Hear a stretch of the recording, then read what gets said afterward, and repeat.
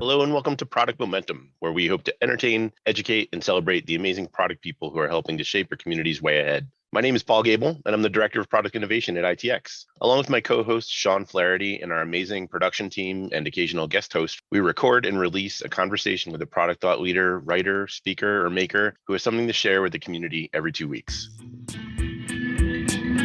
Super excited to have Bernadette Smith on our podcast today talking about inclusion and diversity, how it plays a huge role in creating innovation on your teams. I'm so excited about this conversation, Paul. It went so well. It was a blast. Absolutely illuminating. I think the takeaways for our listeners and their teams that they're working with day to day, as well as the users that they're building products for, there's something for everyone here. Before we get too far into the episode, I do have to pause and just say a big thank you to everyone who participated in our 100th episode book giveaway. We had an overwhelming response. And again, just want to take a moment of gratitude and say thank you. We're floored by the feedback and the response. So thank you, thank you, thank you. I have to say congratulations. We have 10 winners. And this morning, our team tells me that our autographed copies of none other than Jesse James Garrett's book are in our hands. They'll be sent out shortly. So hang in there just a little bit longer and we'll get your books out to you. Anyway, it was a lot of fun. Great way to engage with you all and celebrate 100 episodes together. You know, we are eating our own dog food here, and we've really used this as an opportunity to collect some feedback and some ideas from the audience. And it's really been, like Paul said, overwhelming. Thank you so much for being a part of this community. Well, hello and welcome to the pod. Today, we are really pleased to be joined by Bernadette Smith. For over 10 years, Bernadette has spoken to thousands of enthusiastic business leaders, and her expertise has been sought after by the New York Times, the Washington Post, Fast Company. She's appeared on the Today Show, the BBC, NPR, CNN, and much, much more. Her best-selling fourth book, Inclusive 360: Proven Solutions for an Equitable Organization, was released in 2021. Bernadette is the CEO of Equality Institute, a boutique diversity, equity, and inclusion firm. And Bernadette, we're really excited to have you here today. Welcome to the show. Thank you. I'm really thrilled to be here. It's great. I'm so psyched that you invited me. Oh, it's our honor for sure. As I've been sort of getting immersed into your work and your writing, your book, which has had a really profound impact on how I think about our team and our work, I'm sort of at a moment of reflection, looking out over the past 2 decades in the product space. I can see a lot of progress has been made, where a lot of awareness of people that come from different backgrounds than myself are more present, more represented. But I think even more specifically, as a conference organizer, we're seeing the conference code of conduct as sort of a best practice that's now no longer weird, if I could be so bold. But despite all this good progress, it's always good to come down to the level of one person talking to one other person and talking about how that interaction goes. And that's really what I view a lot of your book as being about. Can you get us started and just lay some foundation for a conversation? What is the spirit of the book and what is the thing that you're trying to get across in Inclusive 360? What I'm trying to get across are a couple of main things. One is that inclusion is for everyone and we all have a role to play, and it's much less difficult than we think it is. So, it's just like you said, it's about our common humanity, essentially, and connecting with folks on a one-to-one level as part of what everyone has a role to play. And the other thing that I really want to get across in the book is that a lot of times we need to focus on the systems and the policies and the processes, the way things are done, like codes of conduct, the way we hire, the way we promote, all of those things are really important to standardize so that we do reduce bias from the process. The point is that we can be a lot more streamlined with how we advance diversity, equity, and inclusion when we change the systems. But on the team level, there's a lot that has to be done as well, and that's where those one-on-one conversations come in, and it's much simpler than we realize. What I have found is that there are a lot of, well-meaning folks. You all are well-meaning folks. I have my best intentions, right? But when it comes down to it, so many of us are afraid of saying the wrong thing. We are afraid of accidentally offending someone. And I know what this is like personally because for years, I thought I was an ally of people of color and people with disabilities, right? I thought I was. But when it came down to it, I stayed in my lane, my little gay lane, right? And so anytime I was invited to something like a Black Lives Matter rally prior to 2020 or a fundraiser for an inner city school or something, I'd be like, I have my thing. I do the gay thing. that's my thing. And I wasn't really curious and proactive about connecting with folks who were different from me. And so that's been my journey. And I think that a lot of folks are on the same journey in which we tend to stick with what we know instead of really looking to reach out and connect with folks who are different from us. But we know that that's where the heart is and that's where the innovation comes from. And there's so much to be gained from just simple conversations across differences. Yeah. You mentioned Black Lives Matter, and just to pull on that thread specifically, because it did catalyze a really interesting conversation. It opened up some, if I could be honest, some awkward conversations. I want to help, but I don't know how. How do we create space for this conversation to happen? And I think some of those moments stand out in my memory now, a few years later, as very brief. That they're not long form TED Talk style deep. And one of the things that was an accidental discovery that you codified in your book for me was when you're speaking to someone who is in an underrepresented space in the workplace, it's not their job to be the ambassador for everybody in that space. So if you can Google a question, don't put a person on the spot as a way to connect. That was one example that stood out. Are there any others that come to mind? Is how do you get into these conversations? Being unafraid, but also not being an accidental, belligerent, if I could use that word. Sure. I mean, I think it needs to start simple and just start with, talking about the game or talking about the TV show or whatever, talking about the project that you're working on, and then sort of say, you know what, I saw what happened in the news with Tyree Nichols, and I can't even imagine what that must be like. And to actually own, I don't know what that's like, but if it's really hard for you, I'm here for you. If there's anything you want to talk about. Again, these conversations, they don't need to be long. They don't need to be awkward. They don't need to be drawn out, but they also shouldn't be happening every time something's going wrong. They should be happening just because you genuinely care, just because you genuinely want to connect with someone who's different from you. It shouldn't just be something that you're like, okay, well, there's another incident and I need to address the incident. Just sort of care in general, right? And so that's part of it. That's part of what it means to be an ally. Part of what it means to be a good leader is to always be curious about what's going on with the folks on your team, not just when there's sort of an incident that needs to be addressed. And I think that what's really important in all conversations is a genuine sense of curiosity, not confrontation. And for leaders, one way to approach from a place of curiosity is to be a little bit vulnerable first. So whether that means that you're admitting what you don't know, or admitting that you made a mistake, or admitting that you're on your own learning journey, or whatever it happens to be, when leaders model that, it gives other folks permission to do the same. I love it. It reminds me of a mantra that I picked up from you that I've been using over and over again, and it's the mantra of connection before content. Those 3 words are so simple: connection before content. And this is kind of going along with what you're saying about creating a genuine sense of curiosity. It can be a forcing function for creating a general sense of curiosity. Like, let's connect before we actually get into the work. Just take a minute or two before every meeting, before every conversation. Let's make sure that we're connecting before we get into the content. I love that mantra.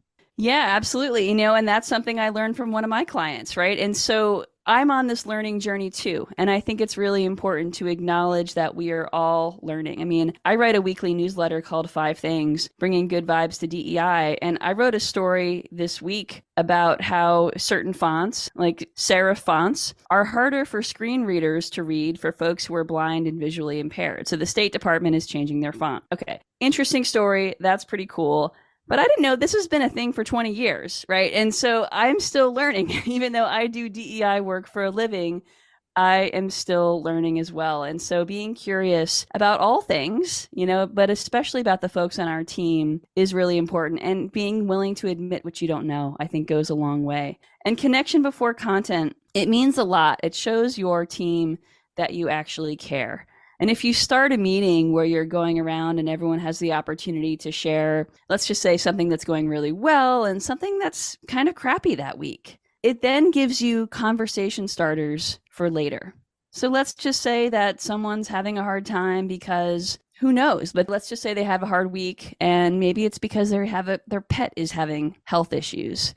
Well, that's something that you can follow up with later in a one-on-one. I'm so sorry to hear about your pet. That must be a pretty big distraction. I know that 12 years old, whatever it happens to be. I'm just using that as a silly example. But we all have stuff going on, right? The data from Deloitte tells us that 61% of us are covering something at work. And by covering, that means that we're downplaying some part of who we are or what our struggles are. And that can be as simple as, not talking about your sick pet or your sick kid, or maybe it means that you're not talking about your recent medical diagnosis or family issues of some kind. Or it could be because you're in the closet about your sexual orientation or you downplay your religion or whatever it happens to be. 61% of us are covering, we're hiding some part of who we are in the workplace. And that means we're more distracted, we're more checked out, we're not doing our best. And of course, that's going to affect the outcomes and that's going to affect the team. But when we start with connection before content, it sort of formalizes the ability to unpack a little of these distractions, a little bit of this personal stuff that can get in the way. Or maybe it's not personal stuff. Maybe the thing that's going crappy this week has to do with the product that's being built. And that's okay too, right? Air it all out. One thing I think is important is a little bit of boundaries around this. It doesn't need that we're unpacking all of our stuff, right? Yeah. That can get messy. But sometimes it's just, 15 or 30 seconds of explaining what's going on. And it just makes us remember that we're all human. Something that I picked up from what you said is it's important to not just be optimistic and positive all the time. Like we have to be real with each other and create a sense of vulnerability in order to really connect. And I think that's an important distinction because, I had this conversation with Michelle Mace Curran in Heroic Public Speaking in the class that Bernadette and I took together where we met about this concept of the highest performing teams are those that are authentically vulnerable with each other. And, that mirrors my experiences in life. Like all of the great teams I've been on are those that have authentic vulnerability amongst themselves. Like it's not just about positivity and the reason that we're here working together. It's also about this interpersonal connection and making the work not only meaningful for the people we're serving through the work, but for each other in the context of the work we're doing. And I think that the highest performing teams do that. Absolutely. Thank you, Sean, for saying that, because we know that a key driver of performance on the team level is psychological safety. And psychological safety is when everyone on the team feels like they can speak up about the good stuff and the bad stuff. That means that they feel safe enough to speak up about their perspectives without fear of shame or ridicule. And it's amazing how easy it is to have unpsychologically safe teams. And psychological safety is a little bit elusive for some teams. And one of the ways we create psychological safety is through vulnerability, is through sharing what works. Because what we know is that if folks don't feel safe enough to share their ideas, whether they're the big ideas that they have that could lead to more innovation or lead to more efficiency or whatever it happens to be, or the ideas that could be catching mistakes, when we don't have that on the team, then everyone's performance is going to suffer, right? So I think this sort of leads to an example from Pixar. So Pixar is a company that has a really high degree of psychological safety. And it shows because every single Pixar film has been profitable. And all but one Pixar film has been critically praised. It's Cars 2. And they do this by having a brain trust for each project. It's a process by which they give and receive feedback, and it's a highly structured process. And each team member is empowered to give and receive feedback for each project. And because of this, they're able to really get to that level of high performance again and again and again. And it's repeatable. I love this. I think we're pulling, up to a higher level of a consistent theme throughout the book, and that's the ARC model. And we've kind of implied it in the past couple pieces of our conversation today. Asking questions is the A, and being honest and vulnerable leads to connection. I think psychological safety is a big piece of the respect part of the model, but what else is in that respect part of the mindset that you'd want to focus on that might expand on this concept of psychological safety? Sure. So let me just give an overview of the ARC method real quick. So ARC method stands for Ask, Respect, Connect. We use it in a few different contexts. In this context, we're talking about connecting with folks who are different from you. And we're always looking to ask from a place of curiosity, not confrontation. We're always looking to ask open-ended questions. And like I said before, you might want to share a little bit first yourself before asking. The respect is really about, that's the R. The respect is really about not interrupting, not dismissing, not minimizing, and understanding that everyone has a perspective. And it means that when you're in the middle of a Zoom call, you're not checking your email, which is very hard for me, by the way, sometimes. I'll admit that that can be a challenge at times. It means that you are fully present. And after you've asked the question, even if someone is giving you an answer that you don't want to hear, it means that you are just simply witnessing and being present and not dismissing, not interrupting. It means that you don't have your arms like this and you're not really defensive. And when you as a team member or you as a leader show genuine respect to the folks on your team in this conversation, then they start to establish trust, because they don't feel like you are interrupting or dismissing or whatever it happens to be. And of course, trust is a foundation for psychological safety. And then the C is about connecting. And connecting is about validating or paraphrasing or sort of summing up the conversation, maybe making a commitment of something that you're going to start doing or stop doing or something like that. And maybe it just means that you're wrapping up an empathy statement like, wow, I had no idea. That sounds really hard. I'm so sorry to hear that. That's a simple way to connect at the end of the ARC method. So ask, respect, connect can go a long way towards establishing psychological safety.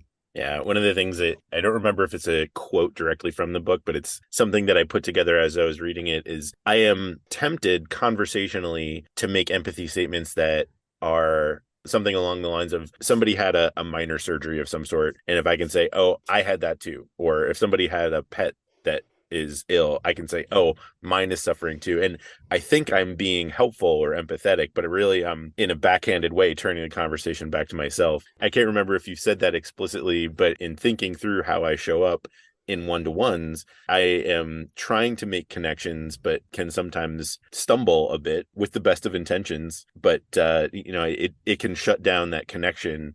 So I found myself thinking differently about how to make these avenues of connection more meaningful and more human, and not just about your turn and then my turn in this talking game that we're having.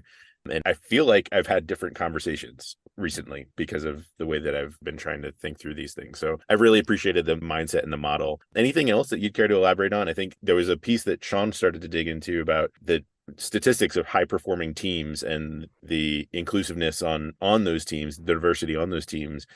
Anything else that you'd care to unpack in that sort of team model? Well, I actually want to go back first to something that you just talked about how you've had this tendency to sort of listen to respond or turn it around to something that you can relate to. You know, I have done the same thing. In fact, I caught myself doing that this week with my partner. And so I think it's a natural human tendency, but it requires awareness to start to change how we approach that. And one of the things that I've been practicing is saying something along the lines of, wow, that really stinks. And just keeping it as simple as that, right? And then sort of elaborating, but it takes practice. And that's sort of the line that I'm practicing. And when I think about it, I can make variations of the line, of course, but that's sort of been my sort of shift. So, again, like we're all on this journey. Mm-hmm. So some data about high performing teams. I mean, here's the thing. We hear lots of data about the benefits of diversity. There's data from places like McKinsey that tells us that companies with diverse boards are 35% more profitable, which just seems incredible, like almost impossible to believe. Like 35%, really? Except there are a lot of similar statistics from other studies that basically say that diversity equals profitability. But I think that the missing link that we often forget about, because a lot of DEI initiatives just focus on diversity and don't focus so much on inclusion, is that in order to really get to those types of rewards and see the benefits of diversity, especially the financial benefits that a lot of folks are motivated by, in order to really do that, we have to unleash psychological safety. We have to unleash inclusion. In fact, last year, Professor Amy Edmondson from Harvard University, who's an expert on psychological safety, co-authored a study, and I'm sorry, I forget the other name of the researcher, but she co-authored a study on teams with and without diversity and psychological safety. And what Professor Edmondson found is that teams with diversity, but without psychological safety, underperform. But teams with diversity and also with psychological safety, those teams outperform non-diverse teams. So in order to really unleash the benefits of diversity, we really need that culture of psychological safety on the team level. And psychological safety is a key driver of inclusion. And so I think that's the message here, is that diversity isn't enough. You know, in the past few years, lots of companies have been trying to hire more Black people and promote more Black people, and that's fine. It's great, actually. But if they're not creating spaces where folks feel like they can really thrive, then there's going to be turnover and you're missing out, right? And so it has to go hand in hand.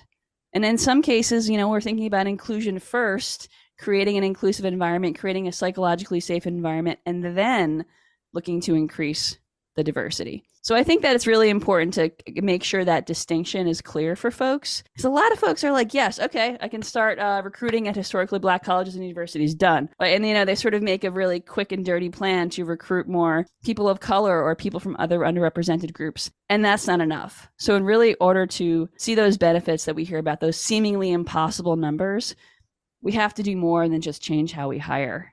I think that that's really profound, and it's reflecting a lot of the kind of conversations that I'm observing in the product space specifically. So for firms who are in product development, the users that teams are building products for are sort of abstracting a lot of this empathy and building it into features, addressing pain points, developing aspirational goals. And just one last sort of practical product thought here is all of these concepts about the workplace, team building, communications, all of this applies one-to-one to how we think about and empathize with the users of the products that we're building as product managers and product leaders on teams. So I think that as we're thinking about interacting with each other in the teams that we're on, we have to apply this outward to, there are people in the world who use screen readers, to go back to your example. There are people in the world who are going to have associations with different words differently just because of how they're used institutionally historically. You know, I think we've covered all of these same concepts, but just kind of bringing it back to the product space specifically, product leaders can absolutely take this to writing user stories in a backlog or putting features on a roadmap, and having this mindset and conversational approach is, I think,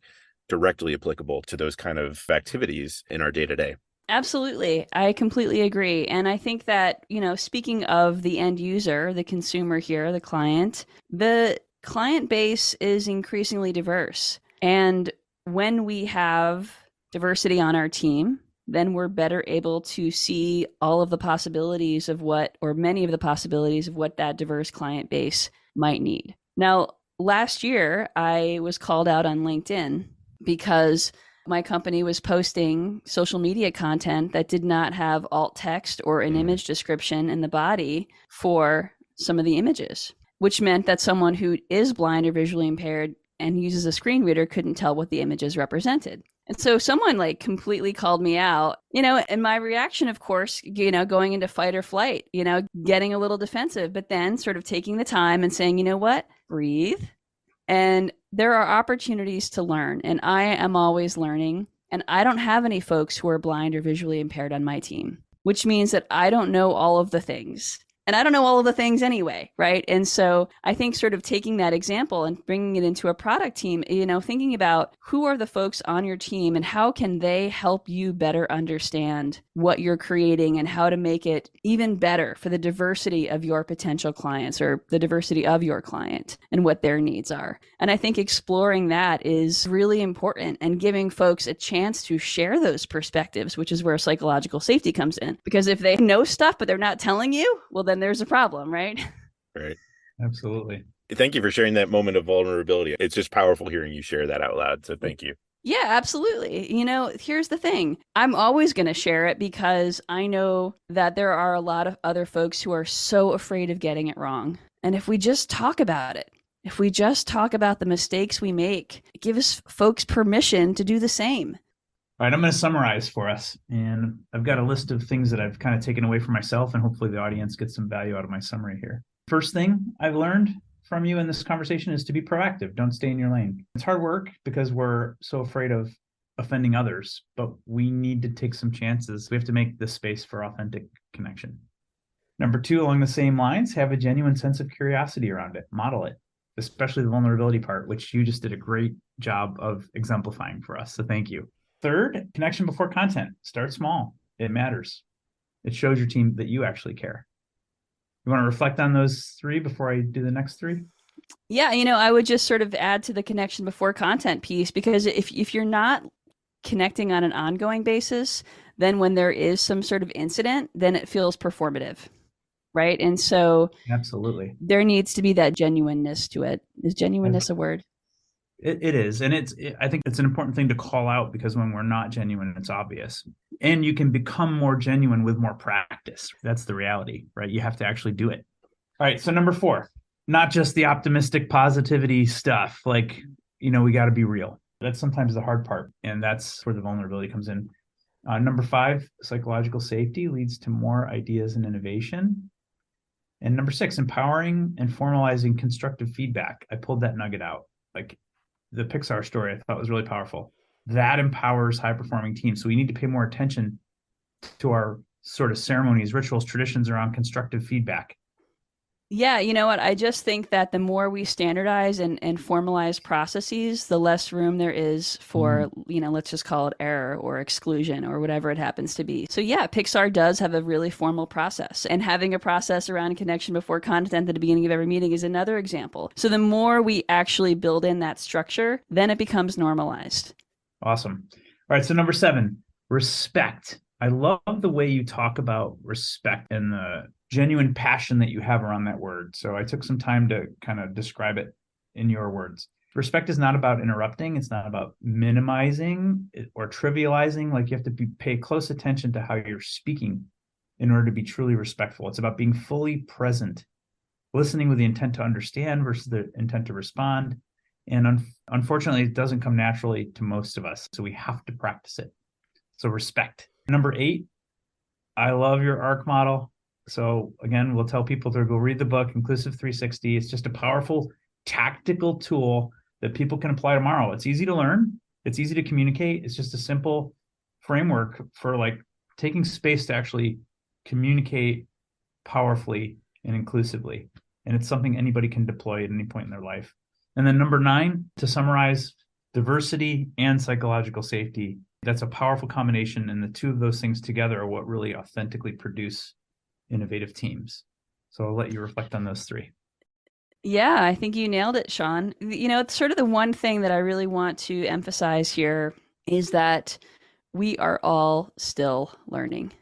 So it's okay if you make mistakes, and it's okay if you get it wrong sometimes, and all of it. And so I just think that owning that and taking responsibility for the mistakes is of course important, but just knowing that we're all on this learning journey. I'm still learning. I have a weekly habit around learning in this newsletter that I write, because I think that there are just a million ways to be inclusive. So yeah, thank you for summarizing so well, Sean. Appreciate it. Well, before we let you go, we have 2 closing questions that we ask all of our guests. So I'm going to go with the first one and ask, besides the obvious, what books do you recommend for product leaders or leaders of teams in general? What's been inspiring you lately? It doesn't necessarily even have to be a book. If it's a TED Talk or a blog post that you've seen recently. Well, I have a friend called LaTanya Wilkins, and you can find her on LinkedIn pretty easily. And she wrote a book called Leading Below the Surface. And the subtitle is How to Build Real and Psychologically Safe Teams with Folks Who Are Different from You. And it's a fantastic book. It's very practical. It's a really quick read. And I think it's something that every leader should take a look at. So highly recommend that book. And LaTanya is also a great speaker and coach. All right. And the last question, how do you personally define innovation? Wow, that is a great question. I define innovation as finding the white space, finding the blue ocean, and looking to solve problems in a way that is not being addressed right now. And I think that I've done that in different ways throughout my career. Usually then I have to wait for the market to catch up. And so then I've like spent a whole lot of money building something that I'm waiting. But, for me, it's about identifying what the white space is and what is my unique lens and perspective on it that I think no one else is really talking about or doing. I love it. Well, this has been an absolute joy and pleasure. I really appreciate you taking the time out of your busy day to spend time with our audience, sharing your knowledge in the product space. So thank you for joining us, Bernadette. My pleasure. Thank you so much for having me, Sean. Great to chat with you. Great to connect with you again, Paul. You all have a great show. So thank you so much for having me. Cheers. Well, that's it for today. In line with our goals of transparency and listening, we really want to hear from you. Sean and I are committed to reading every piece of feedback that we get, so please leave a comment or a rating wherever you're listening to this podcast. Not only does it help us continue to improve, but it also helps the show climb up the rankings so that we can help other listeners move, touch, and inspire the world just like you're doing. Thanks, everyone. We'll see you next episode.